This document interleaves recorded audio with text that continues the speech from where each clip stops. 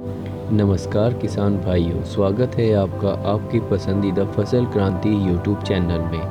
कृषि की वीडियो देखने के लिए और कृषि की जानकारी के लिए आज ही हमारे चैनल को सब्सक्राइब करें और बेल आइकन दबाना ना भूलें ताकि आपको समय पर कृषि से संबंधित जानकारी मिलती रहे।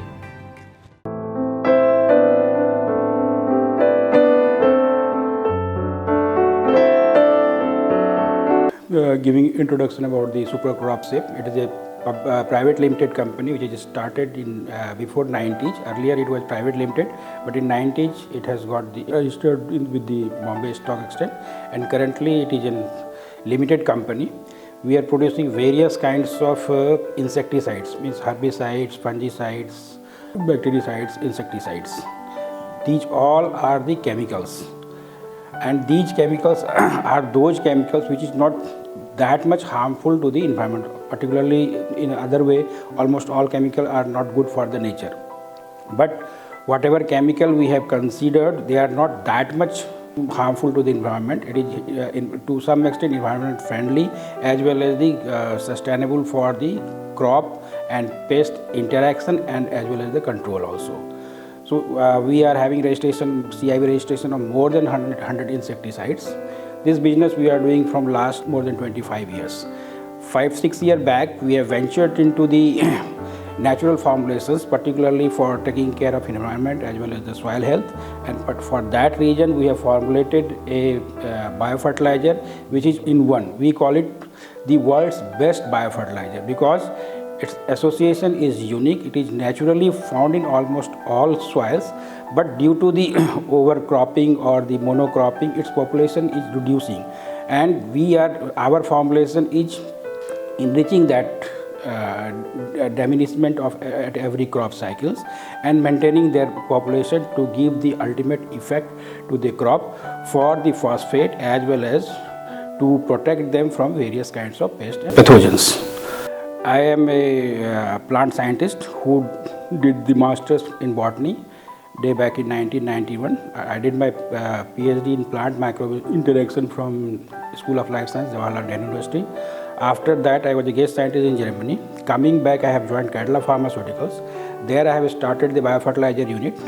I have left Cadila after 10 years, and 2008 to 2016, I was in a NGO at Ahmedabad who is working on the grassroots innovations. After leaving that organization, I have joined this organization in 2016, and from last 5 years I am here. I have developed this biofertilizer mycorrhiza into a world-class biofertilizer because our formulation is unique. Nobody can compete that because it is containing almost all MHB. Whatever the formulation in the world of this kind of biofertilizer is no one giving the MHB along with this mycorrhiza. Everyone is having mycorrhiza, but either one strand or two strand. We are giving a complete, in toto, all microbes which can give the friendly interaction with the plant root for supplying the different kinds of nutrients. See, Government of India have taken this initiative day back in the 10th 5-year plans. You must be aware that now Sikkim, who has taken this initiative in 2001 to becomes 100% organic state by the year 2015. So it took 15 years. Day by day, at that time the total share in the market for biofertilizer in entire fertilizer sector was 2%. Currently it is 8 to 10%, and the Government of India is aiming to increase that to up to 25% by the end of 2030. There are several kinds of things, but the thing is that the kind of formulation we are having is unique since we are giving all in one. Means, as I told you, there are 3 kinds of primary nutrients, 3 kinds of secondary nutrients, and our formulation, particularly of mycorrhizal formulation, is giving these all 6 nutrients. Besides its the own basic functions of phosphate nutrition. So that's why we are telling that we are unique in this sector, because other companies have almost 8 to 10 products. We can also make the at least 20 such kind of products, but that will be costly to farmers. Our objective is not to get the money. Of course, we are in the market for money, but at the same time, we are trying to reduce the input cost of the farmer so that they can get the maximum benefits from whatever they are using. Yes, of course, there are competition and healthy competition. It could, as I told, in our formulation there are three strengths. People who are formulating this is through different technique. We are formulating is through different techniques. That means basically there are in vitro and in vivo technique. We are producing in vivo, means in the field conditions, either in the greenhouse or in the field conditions. Other people, there are 6 to 8 companies which are producing in vitro conditions, that is just like tissue culture. But their spores is having less viability, they are having the less shelf life than those who are produced in the nature. So that's why we are having one edge at that point of view. Another, we are adding MHB. At the same time, we are adding another stimulant which is not only responsible for increasing the coordination of the crop with mycorrhiza but also increasing the spore count. So the soil will get the maximum benefit, as well as if the soil will get the benefit, at the same time there will be more ramification of the hyphal mass in the horizontally in the soil, which will be responsible to uptake the nutrients not only from the rhizosphere zone but from the phallosphere zones with the hyphosphere, that means the fungal surrounding areas in the soil. Domestic market we are doing well, but if we just leave this corona period, we are doing growing at the rate of around 15 to 20%, except this corona period. As far as the international market is concerned, earlier we used to do the export once in 2 months. Currently we are having every consignment, particularly 2 consignment every month. So that market is also increasing. See, there are various modes and the kind of strategy we are following from the last 20 years, that is the retailer and distributor modes. But at the same time, we are also having the mega, rather the franchisee kind of distributor, which are taking the bulk from us and selling in their areas, independent of the retailers. So strategically, we have adopted 2-3 models for this marketing. All over the country, we are in the currently 7 states, and as far as the outlet is concerned, it will be more than 2,000. See, we do expect that we should grow exponentially, but this sector particularly is farmer dependent, and every year natural calamity, different kind of natural calamities are there. But of course difficulties are there, but we are sustaining and trying to get at least 10 to 15% increase every year.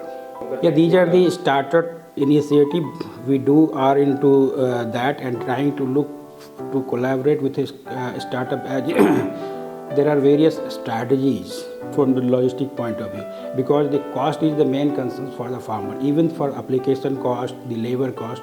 Currently under the precision agriculture, there are few companies which are providing the drone services for the applications. Syngenta has made a tie-up with one company in Bangalore who is doing the prediction for the climatic condition in the field, and accordingly advising the farmers for the preparations. So we are into that line to make such collaboration with the particularly startups. Yeah, of course, there are basic hitch among the users is everyone wants the instant result. Instant result is feasible only with the chemicals. But as in the case of human beings, if you are taking allopathic medicines, you will get instant result. If you are taking Ayurvedic or herbal, it takes time. So is the case with the biofertilizer. Though they are responsible to maintain the health of the soil, but it takes time to grow the microbes, to proliferate, to maintain the things. So at least if you are cultivating the things every cycle, you will have the win-win situation. But if sometimes you are using, sometimes not, then it will be very difficult. That's why the government of India, whoever is using the organic crop production, that means NPOP, the organization who are promoting them, they are telling that the first year you will not get the benefit. Rather, you may get the reduce in the yield if you are applying almost 100% organic things. And for that is the reason those farmers who are producing the organic, they are getting the premium price. There are 2 kinds of quality assurance. One is the quality assurance where we are taking the care for not only raw materials, but for the things, that means the machineries and the facilities being used for that purposes. Then come to the QC of the individual product formulated. Before formulation, after formulation. In this particular mycorrhiza case, there are two kinds of characters for counting. One is called particularly spore count. Another is you need to see the infection propagates inside the plant. So we are following all the FCO norms to maintain that. Slowly people are using the biofertilizers. Either they are making themselves or taking some other companies, but unless and until they will come to know in detail, that means convincing to the farmer is the main. That's why the precision farming is making such initiatives to educate the farmer. Unless the farmer will be educated, they will not understand the science behind this. So we need to converse with the farmers, particularly the grassroots farmer or the marginal income farmers, because those who are progressive farmers, they are 80% aware, but those who are the marginal farmers, they are not. We need to just educate them for this before selling the products, and our marketing team is doing well in advance for that. Facility for the mycorrhiza as well as the one nutraceuticals which we are producing.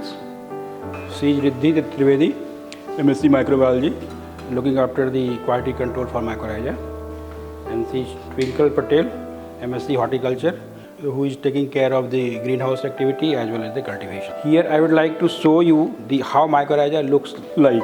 You can see inside the microscope there is a colonized root piece along with the mycorrhizal spores. On the root surface you are just showing the extra cellular hyphae.